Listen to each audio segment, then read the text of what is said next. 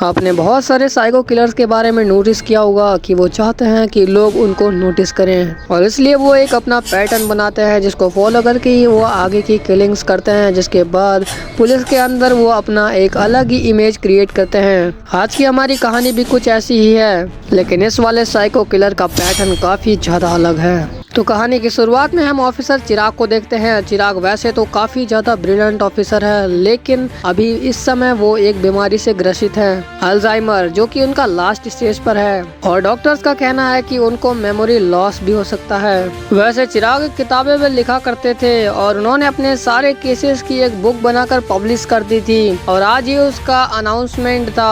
वहाँ बहुत सारे न्यूज चैनल वाले भी आए थे जो कि उनसे अलग अलग तरीके के सवाल जवाब कर रहे थे, लेकिन जो सबसे मेन सवाल था वो था कि जो उनके बुक का सबसे लास्ट चैप्टर था द स्माइल मैन, वो ब्लैंक क्यों था। सब पूछते हैं कि आपके ऑफिसर वेंकटेश ने ही उस केस को सॉल्व करा था, उसके बाद उनका कोई अता पता नहीं था। क्या आप कहना चाहते हैं कि वो केस अभी अधूरा है या वो केस अभी तक सॉल्व नहीं हुआ और आपके वेंकटेश ऑफिसर ने हमसे झूठ कहा था या पूरे पब्लिक को गुमराह किया। ये सुनते ही चिराग को अजीब तरीके के विजुअल्स आने लगते हैं और उसकी बॉडी भी धीरे धीरे सुन्न पड़ने लगती है। उसकी डॉक्टर भी वहाँ आई थी जो कि फटाफट से उठ के चिराग को संभालती है और नो मोर क्वेश्चंस कह के वो वहाँ से निकल जाते हैं। आखिर क्या है ये द स्माइल मैन का राज। जब ये प्रेस कॉन्फ्रेंस एंड होती है तो ऑफिसर चिराग से मिलने के लिए एक नौजवान आया था जिसका नाम था कार्तिक, जो कि ऑफिसर वेंकटेश का ही बेटा था। वो कहता है कि मेरे पिताजी कहाँ लापता हुए, क्योंकि आपके ही पास उन्होंने आखिरी बार कॉल किया था और आपसे मिलने के लिए गए थे, जिसके बाद से उनका कोई भी अता पता नहीं चला।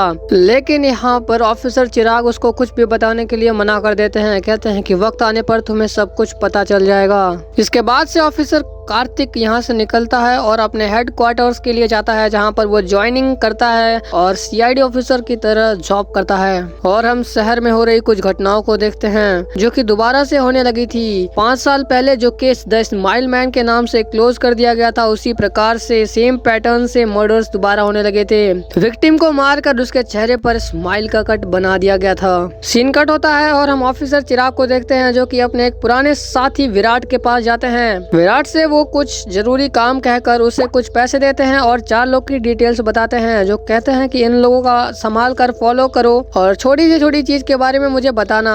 विराट कहता है ठीक है सर, मैं आपको सारी जानकारी दे दूंगा। विराट जिन 4 लोग को फॉलो कर रहा था, जिनकी डिटेल्स वगैरह निकाल रहा था, उनमें से एक येलो ट्रक के दायरे में आ जाता है और येलो ट्रक ही उस स्माइल मैन की निशानी है। जिसके बाद उसकी अगले दिन लाश मिलती है, चेहरा बुरी तरह से काट कर हंसाया गया था। मानो उस साइको किलर को लोगों का हंसता चेहरा देख काफी ज्यादा खुशी होती हो। ये केस सीआईडी के पास आ जाता है और ऑफिसर कार्तिक ही इसको लीड करता है। ऑफिसर कार्तिक के पिता की डिपार्टमेंट में काफी ज्यादा अच्छी इमेज थी। उन्होंने जिस केस को भी आज तक लिया, उस केस को बिना क्लोज किए हटे नहीं और उनका last case the smile man ही था। कार्तिक उस बॉडी को इन्वेस्टिगेट करता है, जिसके बाद उसे पता चलता है कि 5 साल पहले वाले पैटर्न से ही सेम तरीके से खून हो रहे हैं, जबकि उसका किलर पकड़ा जा चुका है। ये कैसे हो सकता है। वो अपने बड़े ऑफिसर से भी बात करता है। वो उसे सलाह देते हैं कि पुराने केस पर जिसने काम करा उसके साथ मिलकर तुम काम कर सकते हो। अब कार्तिक दोबारा से ऑफिसर चिराग को कॉल करता है और उनसे हेल्प मांगने के लिए कहता है। वो कहता है कि जिस पर आप और मेरे पापा काम कर रहे थे वही केस दोबारा से आ चुका है। हालांकि उसका किलर पकड़ा गया था, लेकिन ये कैसे दोबारा उसी तरीके से मर्डर्स हो रहे हैं। चिराग कहता है कि मुझे मेरे डॉक्टर से परमिशन लेनी होगी। कार्तिक चिराग के डॉक्टर के साथ भी जाता है और कहता है कि प्लीज हमें इस केस पे काम करने दीजिए, ये बहुत जरूरी है, कई मासूमों की जान इसमें फंसी हुई है। लेकिन उसकी डॉक्टर उसे सख्त मना करती है और कहती है कि आपकी जो मेमोरी है वो 1 साल में लॉस होने वाली है, लेकिन अगर आप चाहते हैं कि वो इस बीच कभी भी लॉस हो जाए तो आप इस केस को हैंडल कर सकते हैं। कुछ देर सोचने के बाद वो हाँ कर देता है और ऑफिसर चिराग दोबारा से फील्ड वर्क में आ जाते हैं। चिराग को विराट की कॉल भी आती है। विराट बताता है कि सर ये क्या, जिसकी मैं पिछले कुछ दिनों से डिटेल्स निकाल रहा था उसका तो मर्डर हो गया है। चिराग कहता है कि तुम सावधान रहो और उन तीनों को बाकी को फॉलो करते रहो। चिराग दोबारा से उस जगह को इन्वेस्टिगेट करने के लिए जाता है जहां डस्टबिन में वो बॉडी मिली थी। वहां पर एक गरीब आदमी आता है जो कि हर शाम को और हर रात को डस्टबिन में चेक करने के लिए आता है कि यहाँ पर कोई खाना तो नहीं। जब उससे चिराग कहता है कि क्या परसों रात को भी तुम यहाँ पर आए थे खाना ढूंढने? वो गरीब बताता है कि हाँ सर, परसों रात को तो मैं कैसे ही भूल सकता हूँ, बड़ी तेज की भूख लगी थी और एक महानुभाव ने मुझे बिरयानी खाने के लिए दी थी। उसका चेहरा तो मैं नहीं देख पाया, लेकिन वो काफी भला मानुस था। बिरयानी खाने के बाद पता नहीं मुझे बहुत तेज से नींद आई और मेरी आंख सीधा अगले दिन खुली। चिराग कहता है कि ये वही था। ऑफिसर चिराग को बीच बीच में काफी ज्यादा विजुअल्स आते हैं जहाँ पर एक छोटी बच्ची उनसे हेल्प के लिए बोल रही थी। साथ ही वो रात भी याद आती है जिस रात को उन्होंने उस किलर के पैर में गोली मारी थी। लेकिन तभी एक आदमी जोकर के भेष में आता है। वो अपने आप को मिस्टर स्माइल मैन बताता हुआ सरेंडर करता है और सारे पुलिस डिपार्टमेंट को लगता है कि ये केस सॉल्व हो गया। लेकिन ऑफिसर चिराग वो कहता है कि ये वो शख्स नहीं है, क्योंकि उसे याद है कि उसने उस किलर के पैर में उस रात गोली मारी थी। इसे ले जाकर जेल में 2 दिन कूटो, ये अपने आप भाग खड़ा हो जाएगा। सीन कट होता है और हम विराट को देखते हैं। विराट अपने घर लेट नाइट आया था। उसे कुछ अजीब सा महसूस हो रहा था। जैसे ही वो रूम को लॉक करके पानी पीता है, तभी दरवाजे पे नॉक होती है और जब वो पूछता है कि कौन है तो सामने से कोई भी आवाज नहीं आती। फिर वो पूछता है कि क्या चिराग सर आप हैं? तो सामने से आवाज आती है, हाँ मैं ही हूँ चिराग। लेकिन वो इतना जल्दी विश्वास करने वालों में से नहीं था। वो तुरंत अपना फोन मिलाता है चिराग को। ऑफिसर चिराग कॉल उठाता है और वो कहता है कि नहीं, मैं तो अपने घर पर हूँ और तुम जरा सावधान रहना, मैं तुरंत वहाँ पर आता हूँ। लेकिन तभी विराट की अचानक से नजर पड़ती है पीछे वाले दरवाजे पर, जो कि खुला हुआ था। इसे देखने के बाद विराट के पूरे पसीने छूट जाते हैं। वो भागकर दरवाजा बंद करता है, लेकिन जैसे ही वो पीछे घूमता है, एक दरिंदे की आवाज आती है जो कि उसे एक फटका देकर वहीं गिरा देता है। तभी ऑफिसर चिराग फटाफट से अपनी कार लेकर ड्राइव करता हुआ उस कॉलोनी में आ जाता है जहाँ पर वो रहता था। लेकिन यहाँ पर विराट का अल्जाइमर उस पे भारी हो जाता है। उसे चीजें धीरे धीरे करके भूलने लगती हैं। वो ये भी भूल जाता है कि विराट का घर कौन सा है। वो किसी और के घर में जाकर नॉक करता है, लेकिन फिर वो भागता हुआ विराट के घर तक पहुंच जाता है। गेट खोलता है, सामने एक बंदा खड़ा था। वो पूछता है कि क्या विराट का घर है ये? वो कहता है नहीं, ये कोई विराट का घर नहीं है। वो सॉरी बोलकर वापस निकल जाता है, लेकिन ये विराट का ही घर था। चिराग वापस कार में जा करके अपने ऑडियो क्लिप्स को सुनता है, क्योंकि उसके पास एक डिवाइस था जिसके अंदर वो सारी ऑडियोज रिकॉर्ड करके रखता था जिसको कि उसकी जरूरत थी। उसने विराट के घर का एड्रेस भी रिकॉर्ड करके रखा हुआ था और वो प्ले करता है तो सेम घर निकलता है। लेकिन जैसे ही वो चेक करने के लिए जाता है, वहाँ पर कोई भी नहीं था और वो उसके बाइक को भी चेक करता है जिसमें कि ब्लड लगा हुआ था। चिराग तुरंत अपने ऑफिसर्स को कॉल करके कहता है कि फटाफट से हर जगह नाकाबंदी कर दो। विक्टिम की बॉडी को लेकर अभी किलर यहाँ से निकला है।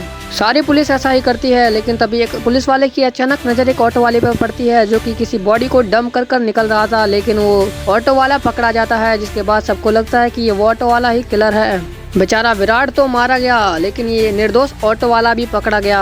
ऑटो वाला कहता है कि मैं निर्दोष हूँ, लेकिन सबका यही मानना था कि ये ऑटो वाला ही किलर है। ऑफिसर चिराग अभी भी कहता है कि ये ऑटो वाला किलर नहीं है, लेकिन यहाँ पर सारे ऑफिसर्स इसके खिलाफ थे। वो कहते हैं कि चिराग सर, अब आपकी मेमोरी लॉस हो रही है, इसलिए आपको अपना ख्याल रखना चाहिए, ये किलर पकड़ा जा चुका है। लेकिन वो पूरे क्लू देता है कि ये किलर वो नहीं है। वो सीसीटीवी कैमरा भी चेक करवाता है जहां पर ऑटो वाला निर्दोष पाया जाता है। उसके पास एक येलो ट्रक आया था जो कि काफी ज्यादा धुआं छोड़ करके ऑटो में उस बॉडी को डालकर निकल जाता है और मजबूरन वो डर के मारे उस बॉडी को एक सुनसान इलाके में फेंक रहा होता है। तभी वो पकड़ा जाता है। कार्तिक का शक अब ऑफिसर चिराग पर ही बढ़ने लगा था, क्योंकि 5 साल से रुकी हुई हत्याएं उनके बुक लॉन्च होने के बाद ही दोबारा से शुरू हो गई हैं। विराट के घर से कार्तिक को उसका फोन मिलता है जिसपे लास्ट कॉल थी जो वो ऑफिसर चिराग को ही मिलाई गई थी, जिसके बाद ऑफिसर चिराग को हाउस अरेस्ट कर दिया जाता है। यहाँ कार्तिक उनसे कुछ सवाल जवाब करता है। अब ना चाहते हुए भी ऑफिसर चिराग उसे सब कुछ बताते हैं। वो कहते हैं कि वो रात मैं कभी भी नहीं भूल सकता।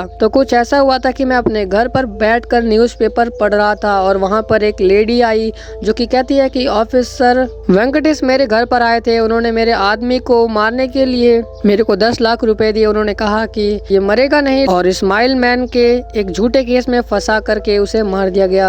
जब ये बात चिराग को पता लगी तो वो तुरंत बात करने के लिए वेंकटेश के पास गए। ऑफिसर वेंकटेश कहता है कि मेरे रिटायरमेंट में अब 1 ही हफ्ता बचा था, इस वजह से मुझे कुछ और नहीं सूझा और मेरी पिछली इमेज काफी ज्यादा अच्छी बनी आ रही थी, किस वजह से ये कदम उठाया और आज ही उसका रिटायरमेंट था। ऑफिसर वेंकटेश खुशी से रिटायर हो जाता है, लेकिन रात को उसे एक कॉल आती है। वो कहता है कि चिराग, मुझे साइको किलर की कॉल आई है जो मुझे कि एक सुनसान इलाके में बुला रहा है, क्या तुम भी मेरे साथ चलना चाहोगे? चिराग हाँ कह देता है। वो दोनों उस सुनसान इलाके में जाते हैं, लेकिन तभी ऑफिसर वेंकटेश चिराग पर गन पॉइंट कर लेता है। वो कहता है कि मुझे पता है कि तू मेरी इज्जत को मिट्टी में मिलाने की कोशिश जरूर करेगा, इसलिए मैं तेरे को शूट कर दूंगा। एक गोली चिराग को हाथ में लग जाती है, लेकिन वो सन की किलर भी वहीं मौजूद था। वो ऑफिसर वेंकटेश को ही मार देता है। इसके बाद चिराग उसका पीछा तो करता है, लेकिन उसके कार का एक्सीडेंट हो जाता है और वो कुछ भी नहीं कर पाता। वो अपनी गन निकाल कर उस किलर के पैर में गोली मार देता है और यही बात वो कार्तिक को नहीं बताना चाहता था। सीन कट होता है और हम उस लेडी को देखते हैं जिसका पति द स्माइल मैन केस में फांसी चढ़ गया था। वो अकेले जा रही थी, लेकिन तभी येलो ट्रक उसका पीछा करने लगता है और येलो ट्रक उसे उड़ा देता है। सेम उसी रास्ते से चिराग भी ड्राइव कर आ रहा था और वो भी वही गाड़ी के अंदर ही फंस जाता है और कुछ भी नहीं कर पाता।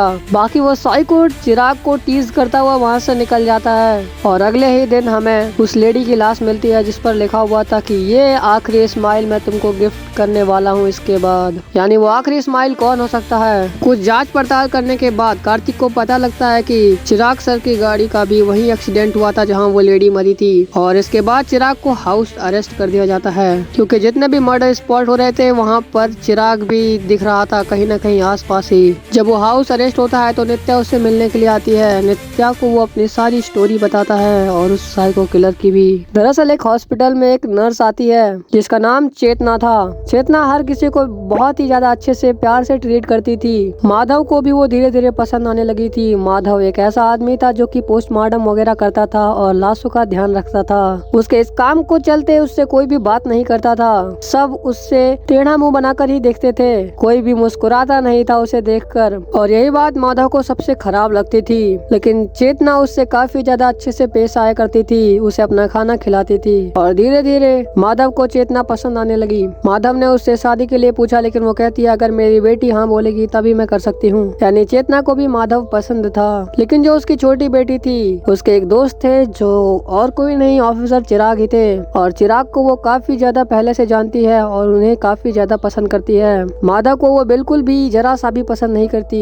जब वो उससे शादी की बात पूछता है तो वो बिल्कुल मना कर देती है। वो कहती है नहीं, मेरी मम्मी अगर शादी करेंगी तो केवल चिराग अंकल से। यहाँ माधव एकदम से नाराज हो जाता है और जब अगले दिन कोई भी नहीं था वो चेतना से इसके बारे में पूछता है। चेतना कहती है तुम मेरे बेटे को थोड़ा और टाइम दो, उसके साथ अच्छे से व्यवहार करोगे तो क्या पता वो तुम्हें पसंद करने लगे। माधव अगले दिन एक टेडी बियर लेकर के उसके घर जाता है। वो उससे प्यार से बात करता है, लेकिन वो लड़की उसे कोई भी सीधा जवाब नहीं देती, जिसके बाद माधव गुस्से में उससे बात करने लगता है और वो काफी ज्यादा डर जाती है। वो डर के मारे माधव से दूर रोड पर भागने लगती है। तभी माधव उसको पकड़कर एक जगह उससे बातें करने लगता है। वो कहता है प्लीज मान जाओ, अंकल का कोई भी नहीं है इस दुनिया में, कोई भी उन्हें देखकर मुस्कुराता नहीं है सिवाय तुम्हारी माँ के। तभी चिराग भी वहाँ पर अपने बुलेट से जा रहा था। वो हेल्प की आवाज सुनता है जो कि उसी छोटी बच्ची की थी, लेकिन माधव उसका चेहरा यहाँ पर दबा लेता है। चिराग कुछ देर इधर उधर देखता है, वो फिर सोचता है कि वहम होगा और यहाँ से निकल जाता है। माधव के सांस में सांस आती है, लेकिन जब वो नीचे देखता है तो उसकी सारी सांस वापस चली जाती है। जिस छोटे बच्चे को उसने पकड़ कर रखा था वो आखिर में दम घुटने के कारण मर गई थी। पहले तो माधव काफी ज्यादा दुखी होता है, लेकिन फिर बाद में खुश होता है। वो कहता है कि अच्छा हुआ, अब आखिरकार चेतना मेरी हो जाएगी। माधव उस लड़की के चेहरे पर वही स्माइल वाला कट बनाकर फेंक देता है, जिससे वो हमेशा मुस्कुराती रहे, क्योंकि लोग उसे देखकर नहीं मुस्कुराते थे, इसलिए उसे मुस्कुराने वाले लोग बहुत पसंद थे। और यही था द स्माइल मैन का राज, जो कि वो सबके चेहरे पर स्माइल बना दिया करता था, लेकिन अपने अलग तरीके से। और इसी के सदमे के कारण चेतना भी खुद को फांसी लगा लेती है और यहाँ माधव उसको भी खो देता है। उसका सारा गुस्सा ऑफिसर चिराग के प्रति बहुत ज्यादा हाई हो जाता है, इसलिए वो उन सभी को मारता है जो कि चिराग के करीबी होते हैं। हालांकि चिराग की कोई फैमिली नहीं थी, लेकिन जो भी उससे बात करने की कोशिश करता, उसके करीब आने की कोशिश करता, वो उन सबको खत्म कर कर उसे वैसा ही दर्द देना चाहता था जैसा कि उसे मिला। सीन यहाँ कट होता है और हम फिर से ऑफिसर चिराग को देखते हैं जो कि रूम में अकेले बैठा हुआ था और तभी माधव वो साइको किलर वहाँ पर अपना वेपन लेकर आ जाता है चिराग को मारने के लिए, क्योंकि उसे अब आखिरी स्माइल फेस बनाना था। यहाँ दोनों की हाथापाई होती है, लेकिन मौके पर कार्तिक और नित्या वहाँ पर आ जाते हैं, जिससे डर से वो किलर वहाँ से भाग जाता है। यहाँ पर जो ऑफिसर चिराग था वो काफी जख्मी हो गया था, इसलिए उसे हॉस्पिटलाइज कर दिया गया था।